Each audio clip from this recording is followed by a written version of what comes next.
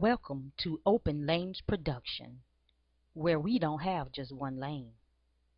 Let's get it. Hello to YouTube, but I really want to say hello to Open Lane viewers that's viewing this video. This video is concerning the Amtrak train wreck that happened here in Cacye, South Carolina, and I say here because I'm in South Carolina, and I'm actually at work, and I'm about 5 to 8 minutes away from where the train wreck supposedly had happened. And the reason I say supposedly is because I'm not sure what took place. Was there really a train wreck? Did Amtrak really collide into a freight train that was at a standstill? Now, the reason that I'm skeptical about this is because there's no footage of any passengers. There was 100+ passengers on that train, so they say. And there's no footage or no images, photos, or anything of any passengers. I understand that they said they wanted to keep the passengers' identity private. I don't believe that for 1 second, because any other tragic accident like that happens, they get some type of, you'll see some passengers or some victims, you see something. I understand that this did happen 2:30 in the morning. So convenient, 2:30 in the morning. But I did come across one video, maybe like a week later after the accident. I came across one video where you actually don't see a passenger, but what you do hear is a passenger. Her name was Erin Whitman. She gives an interview to some news station saying that she was on the train with a significant other. And they got them off the train. She said that the emergencies never was there quick. She said it was no time before they was there after the accident happened. And she also stated that they were outside, standing around for like 3 hours. So from 2:30 with 3 hours, that's what, 5:30, close to 6 o'clock. And of course, we know that the news people, reporters, I'm sure they was on the scene quick if there was an accident. But there's no footage. Once again, there's no images. That raises a red flag with me. They say they took them to the hospital and the school, the nearby middle school. But they're not showing any of them because, of course, they want to keep their identity private. So I haven't heard anyone say anything went on at any hospital. I even had a friend say that they didn't have to do any extra preparation at the hospital like they would normally have to do for an incident such as this, to this magnitude. But none of that was done or needed to be, taking place. The governor did a briefing right after the accident. That day, hours after the accident, he did a briefing advising any visitors not to come to the hospital who wanted to visit loved ones that were sick. Do not come because they're flooded with the train victims. Not so.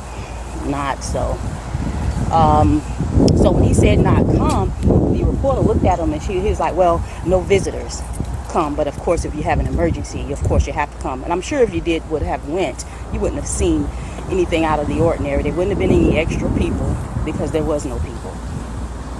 Something about this whole Amtrak 91 train wreck that happened in Cacye, South Carolina. Something about it ain't right. I could be way off track with this, but tells me don't fit Johnny Cochran. So we go ahead and check this video out.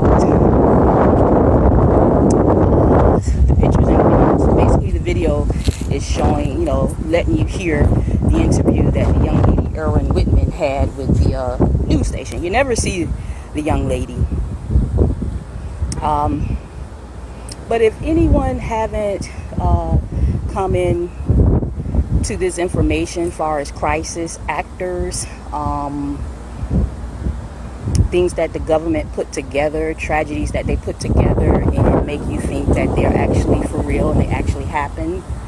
Half of it be true and half of it don't be true, and some of it, sometimes it always, not sometimes it's always, but sometimes it's a total hoax, meaning the whole thing is a hoax. It never happened. It's a lie. So if this sounds crazy of what I'm saying and you actually believe that there was a train wreck that happened, look up crisis actors. Inform yourself about what's really going on, what the government is really doing, and the reason and the purpose for it. So check out this. I do thank you for tuning in to Open Lanes Production. Like, share, subscribe, and hit that bell. I really appreciate it. Peace. Take care.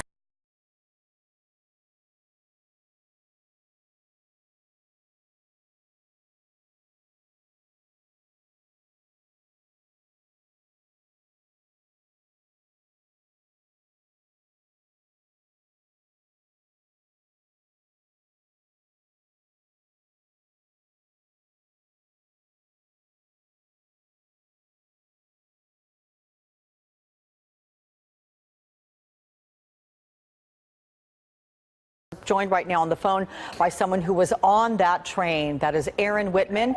Erin, with a good morning to you. Quite an experience you've been through. Tell me, Erin, what happened to you, where you were on that train, and how things are right now for you. Yeah, so we were in one of the sleeper cabins towards the back of the train, so we were lying down sleeping. So there was no warning this was coming or anything. We just awoke to violent shaking. I just knew immediately we were off the tracks, and I just couldn't believe it was actually happening. And we quickly ground to a halt. Everybody remained calm and quiet. We were still on the train for probably 5 to 10 minutes. The train crew helped us get safely off, and first responders were already arriving. They were very quick to the scene. Everybody was calm and collected, and we were standing outside. I was not injured at all, so we were standing outside for about 3 hours before we were transported here to the middle school.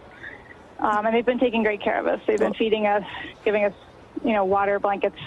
Yeah. Well, I'm glad that you're okay, but needless to say, this happened about 2:35 in the morning, Erin. Quite the jolt. I know in sleeper cars on trains, they often have upper and lower bunks. Where were you? I was on the upper bunk. And it wasn't so jolting that it didn't knock you off the bunk? It did not. I was able to grab onto the sides of the mattress and just hold myself right there, so I didn't even hit my head or anything.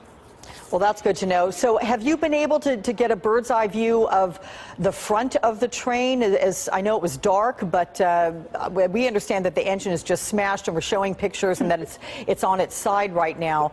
We do know, sadly, Erin, there are 2 fatalities, and we do know they are from the passenger train. We do not know if they were crew members nor passengers, but that looks like where the bulk of the damage was done. Folks that you're traveling with and others in those sleeper cars, are you guys part of that not necessarily walking wounded? You guys are okay to get yourself to that middle school and, just kind of commiserate on the experience?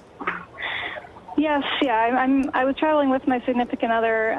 He did go to the hospital just to get his head checked. He's okay, so he's here with me. And, a lot of us have started talking, and spirits are pretty high, at least in the group that I'm hanging out with right now. Good. Well, I'm awfully glad to hear that. It certainly was a heck of a way to get woken up, and none too, very, very frightening for you. But Erin Whitman, thank you so much for talking with us. Also, like I stated, that train wreck wasn't far from where I worked at, and no one at work, even that next day, talked about the train wreck, because see, it's people coming from all directions to come to work. And there's people coming from that direction. No one said anything about a traffic jam, a traffic holdup. Even on the news, when they let us know where there's an accident in areas to avoid, they never gave that area to avoid. They just said if you come, you won't be able to see anything. So anyway, like I stated, something about the story ain't right. If this sounds crazy of what I'm saying, you can check it out and do the research yourself. You need to do the research on like I said, crisis actors, basically hoax situations, tragedies that happen. across the United States. You think that people are actually doing these like an individual or 2 or 3 or whatever. It's actually the government having part to do with it. Check out like the Vegas shooting, 9/11. I mean, the list can go on and on. Sandy Hook, the school shooting, hoax, complete hoax. You definitely need to educate yourself. I believe the shooting in Florida that recently happened is fishy. I don't know all the details, but I do know that they put these type of shootings in place so it can help support their movement. It can help support them putting into plan to ban guns, you know, to have gun control basically. So they have to create these scenarios making you think that people are going out killing people at schools and other places just so they can do this gun control. They wanted to get the guns out of the hands of the people. They wanted to get it out of your hands and have it in the hands of the authorities. So when martial law comes into play, you have no way of protecting yourself. So now, if you think that sounds crazy, check it out. Just educate yourself. When you're at a certain age, you should know better. Common sense should be like on fleet. Knowledge and wisdom, which is implementing knowledge, is what you should do.